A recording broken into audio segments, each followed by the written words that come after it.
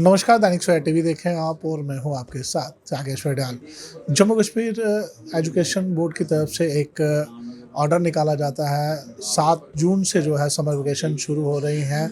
हालांकि कुछ दिन पहले विंटर वेकेशन भी हुई।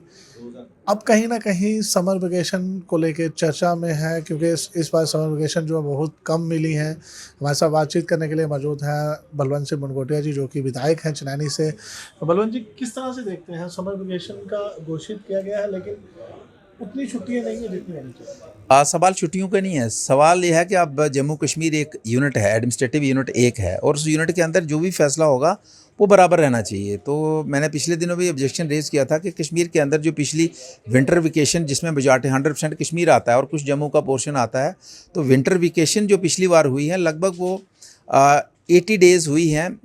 मतलब primary middle classes up to high school तक 80 दिन की छुट्टियाँ पड़ी। और जो आपके हाई और हायर सेकेंडरी लेवल की है वो 74 डेज़ की थी, और फिर 28 फरवरी तक छुट्टियां थी, और एक हफ्ते की फिर एक्सटेंशन मिली। तो 80 + 7 तो 87 डेज़ की छुट्टियां।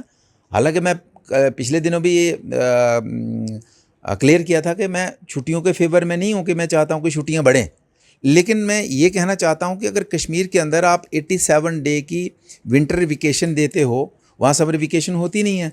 तो जम्मू के अंदर समर वेकेशन होती हैं, तो आप 35 डे के दो आपने 37 दिन कहे, 2 दिन तो ऑलरेडी छुट्टी है। जो आपने 35 + 2 37 की है, तो ऑलरेडी छुट्टी है, वो ना गस्टेड हॉलीडे है, तो उसको आपने काउंट कर दिया अपनी छुट्टियों में। तो 35 दिन और 87 दिन, 87 डेज़ और 35 डे, ये तो गलत है ना। जब आपके मंत्री एक हैं, जब आपके कमिश्नर सेक्रेटरी एक हैं, हाँ ठीक है, डायरेक्टर 2 अलग अलग हैं, लेकिन इसका मतलब ये नहीं है कि आप कश्मीर और जम्मू को इस तरीके से नज़रअंदाज करो। मैं डबल से भी ज़्यादा डिफरेंस आपका उसमें दिख रहा है। तो इसलिए हमने उस दिन ये इशू रेज़ किया था, और डेफिनेटली हम एजुकेशन डिपार्टमेंट के साथ इस मुद्दे को टेकअप करेंगे कि अगर यहाँ 35 है तो वाई नॉट इन कश्मीर, जो विंटर एरिया है, तो वहाँ 35 क्यों नहीं। अगर वहाँ यहाँ पे आप 35 देते हो, वहाँ भी दीजिए, और वहाँ 87 करते हो, तो यहाँ भी उसी अकॉर्डिंगली ट्रीट करना चाहिए आपको। तो ये दो तरह का आपका जम्मू के साथ भेदभाव? नहीं, भेदभाव का एक इशू है। देखिए, अब मैंने उस दिन भी कहा था कि कैलेंडर एक बनाया है, डायरेक्टर एक आया, दूसरा आया, तीसरा आया, उसने उस कैलेंडर के ऊपर टिक किया कि छुट्टियां पड़ गई। भाई 6 तारीख को छुट्टियां कैसे पड़नी है? हर बार 6 तारीख को छुट्टियां पड़ेंगी। गर्मी कभी मई में ज़्यादा होती है, कभी जून में ज़्यादा होती है, कभी अप्रैल में गर्मी हो जाती है। तो आपने एक ही कैलेंडर रखा है, टिक किया, और उसके बाद चलते पड़े। तो एटलीस्ट हमारा जम्मू का एरिया तपता है, वो मई में तपना शुरू हो जाता है, तो आपको मई महीने से छुट्टियाँ स्टार्ट करनी चाहिए। तो इसलिए मैं कहना चाहूँगा कि ये छुट्टियों का जो भी है तरीकाकार, ये एजुकेशन डिपार्टमेंट का एट पार होना चाहिए। दोनों डिवीज़न के लिए बराबर होना चाहिए। जो भी फैसला करें, बढ़ाने का करें या कम करने का, लेकिन एट पार होना चाहिए।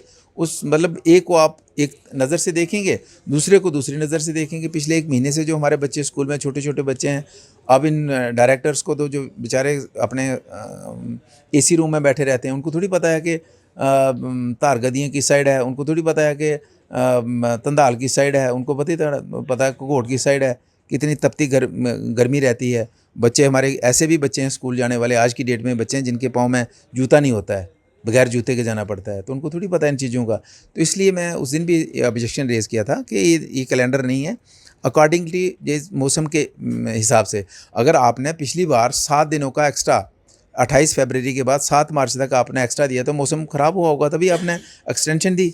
तो यहाँ के लिए कोई मौसम ख़राब नहीं रहता है क्या? वहाँ के लिए एक्सटेंशन देते हैं, तो आप एतबार करना चाहिए। जो भी फैसला करें, कम करने का करें या बढ़ाने का करें, लेकिन दो तरीक़ों से, 2 नज़रों से नहीं देखा जाए, एक ही नज़र से देखा जाए, और एतबार होना चाहिए।